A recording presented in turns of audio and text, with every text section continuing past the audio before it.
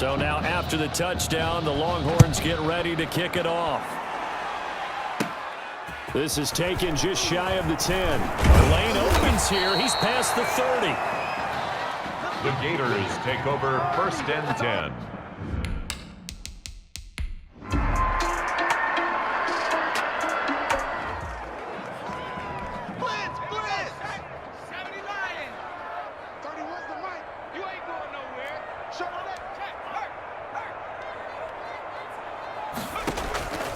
They'll come out throwing here on 1st down. He's going to loft one deep left side here. And he bats it away, and it falls down incomplete. When you look at the scoreboard, you'd think they'd be pretty comfortable right now with this lead, but these guys are absolutely not going to let up. They want to increase their lead, and they want to do it with a big play. Unable to connect in that attempt. Now the defense going to use the first of their timeouts as they'll talk it over here before what will be an important 3rd down.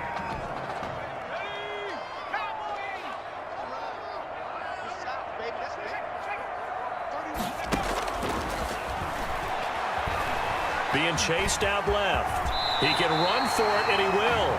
Give him 10 that time, escaping the danger, running with it, and picking up a 1st down. When they watch film of this game and hand out the grade sheets, he's going to really like getting a double plus on this play. Why? He scrambles and picks up a 1st down. But what else does he do? Protects himself by sliding and avoiding the big hit. Double plus, big-time play. A nifty bit of scrambling there. 12 yards, 1st down. 1st down. 1st and 10 at the 47-yard line. He'll drop to throw. He's going to air it out deep for Green. He's got it at the 15. And he will take this in for a Longhorn touchdown. A big play there.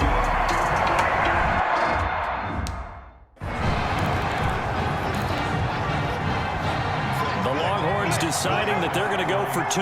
Conversion.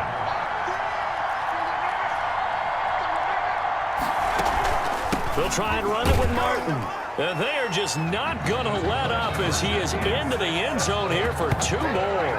And they're able to ground it in there on the 2-point try. And you and I were talking before the game that 2-point conversions from the 15-16 season, what has changed, what hasn't changed, partner? Yeah, I'll tell you what's changed is just your normal strategy, because now you're either kicking the football with the ball on the 15-yard line, or if you decide to go for 2, they put it on the 2-yard.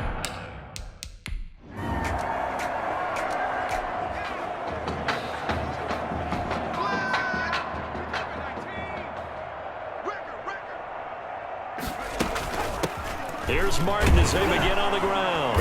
And he'll just push his way forward for a few as the clock will run. Now another timeout called for by the offense as they'll stop the clock with 24 seconds to go in this 1st half. On 2nd down, it's Oliver. And now nothing but Green ahead of him. He's at the 50, the 30. Bring it! 10, Bring it! 5, and he is in. Touchdown, Longhorns. A great play there. As the first.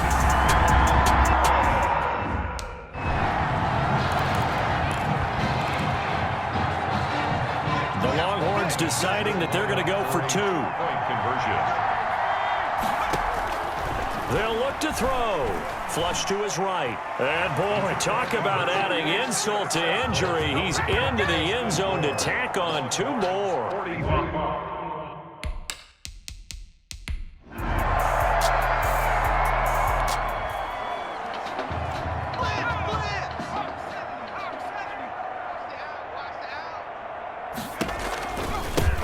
On 1st down, Pierce. This will be stopped about 2 yards shy of the marker. 8-yard gain, 2nd and 2. 8 yards the tally on that 1st down run. Here's 2nd and 2. Brings up 2nd and 2. Eluding the pressure right. And that'll be incomplete. Took a pretty good shot as he tried to pull that one in. Couldn't hang on 3rd down. That was an interesting look there, because as soon as he got outside the pocket, I thought he was going to take off and run for yardage. But what often happens now with these quarterbacks who can move, defenses want to try and keep bodies in front of them, and I think that discouraged him from taking off and made him try a pass downfield that fell incomplete. Now a shot taken on third down, but it's going to wind up incomplete. And how about the call here? They need 2 yards in their own territory on fourth down, and they're going to go for it. And he'll be taken down across the 50 at the 45 in enemy territory. A curious decision to go for it, but it pays off with a first down. First and 10 at the 45-yard line. Looking to throw. He lets this one fly toward the back of the end zone. Complete. Pass. Incomplete. There is something to a game plan with trying to keep a defense honest. When the guy with that type of speed, you do so. Send him deep. Try and throw some air under it and hope you connect downfield. On that play, they were unsuccessful. Check nickel, nickel, nickel. Check. Check hot route. Hot, hot. 18 ready. 18 ready. What's the mic? You got nothing in there.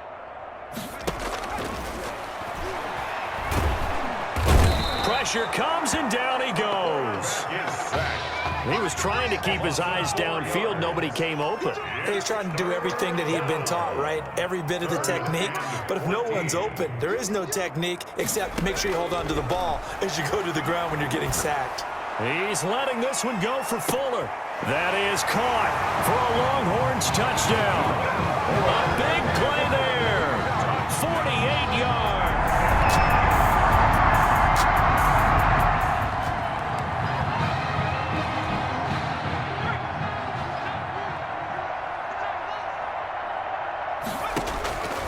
They'll come out throwing here to start the drive. And a scary incompletion, almost picked off. It would have been their first INT of the game.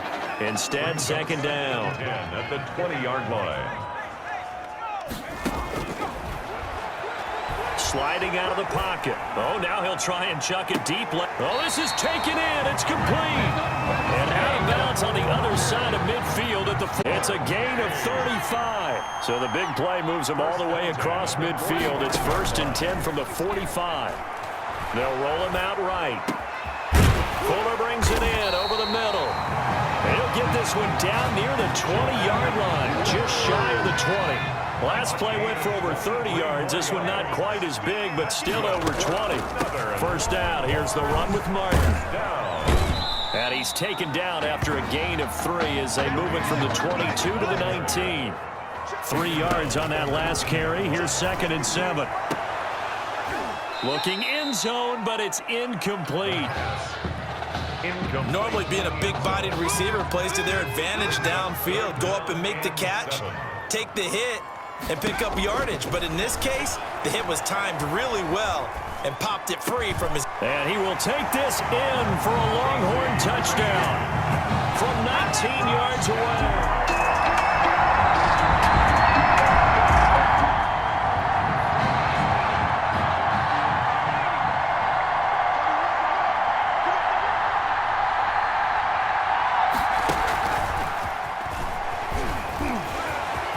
He'll have a first down past the 40 and all the way up to the 46.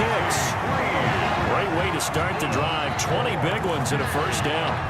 Well, that'll help the old passing stats. Remember, it was a pop pass, so it's not a wide receiver run there, Charles. I like the way that you scored it, and that's exactly how it goes into the books. But remember, he's a standard way in this game. And here, this little tap pass, it goes for good yardage, a little something extra in his repertoire. Brandon, I've got to think this offensive line has got some. Got a man, it's caught inside the 10. And he takes it down deep into enemy territory. Here are the Longhorns now on first and goal. Goal at the 5-yard. Drop to throw. Rolling under pressure now, and he's going to go down. Sacked back around the 8. It's second and goal. Back to the 8-yard line now. On the move to his left. Toward the end zone, but that's going to wind up incomplete. I know he was trying to get the completion downfield, but the way this game has gone, with a few of the runs he's made along the way, he should have kept the ball and taken it with his feet downfield. That's the big play that shreds the defense. Instead, he thought to himself, I'm a quarterback. I've got to throw it. He bailed out the defense with that incompletion.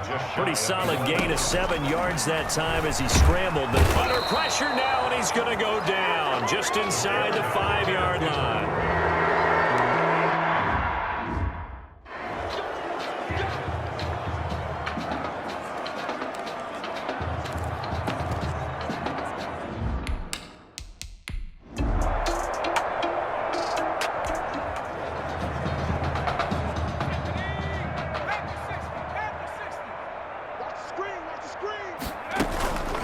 They'll run on first down. It's Pierce, and he is brought down at the 22 after a gain of 2, and it brings up second down. He was taken down at the 22-yard line. 2 yards on the pickup. They'll try and wind some clock down with Martin. And he'll be out of bounds right at the 40. I tell you, you look around the college football landscape, there's some really good running backs this year. The draft projections really littered with that crop of players, and we've got a couple of them in our game here this afternoon. And I'm glad that you pointed that out, partner, because we always talk about the guys who throw the football and the guys who catch the ball. But the runners are still vital, and that was a pretty good run right there. A good illustration of what he can do.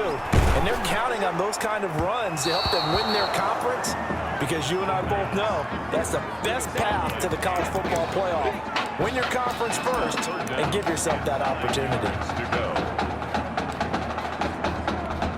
After an incomplete pass on second down, that'll leave him trying to convert on 3rd and 9. He'll buy some time right. He may try and run for this. Big yardage there on the scramble. It gets him a first down. We just saw a nice example of why teams often bring in baseball guys to teach quarterbacks how to slide in key situations. You want to protect your franchise guy. Make sure he doesn't get hurt. He did exactly that on that play. And he will not make it back to the line of scrimmage as he's going to be taken down. Now the offense going to use the first of their timeouts. And as the two teams talk it over on their respective sidelines, we take a break. After the sack, here's 2nd and 11. That one looks like he'll throw here. Escaping the pressure right. And a throw right sideline is complete. And all the way to the 2-yard line there before crossing over out of bounds. A very solid gain of 27. Well, they probably don't need to run a play here, but you wonder if they're going to be able to resist on 1st and goal. Sliding out of the pocket. And he will get into the end zone. It's another touchdown.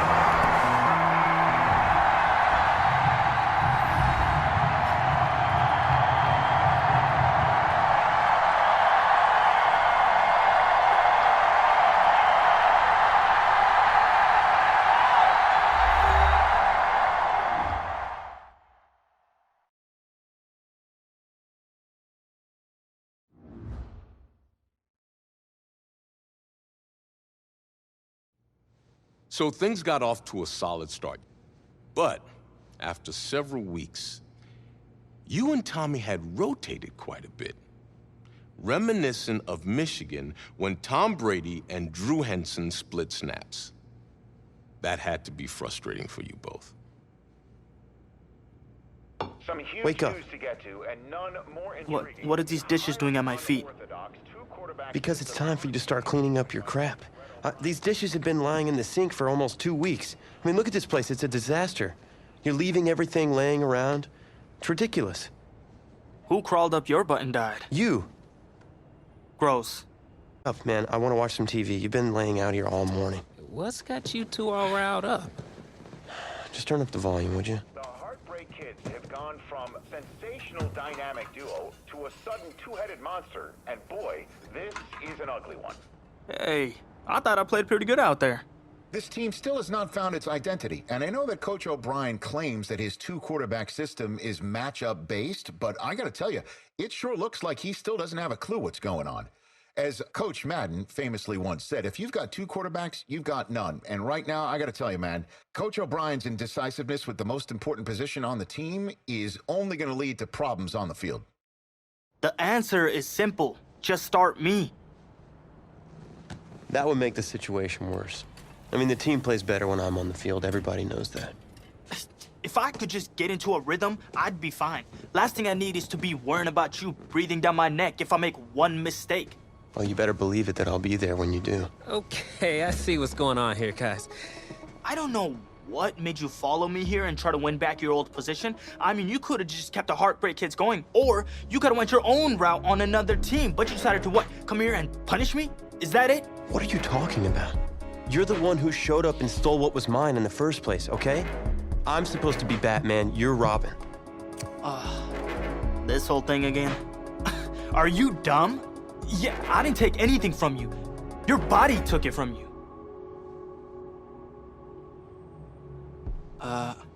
Look, Tommy, I'm sorry. No. I'm just gonna leave. I don't know what his problem is. You gotta go talk to him, man. Go clear the air. He's the one with the problem. Look, if he wants to talk, he can come find me. Jumping fiddlesticks.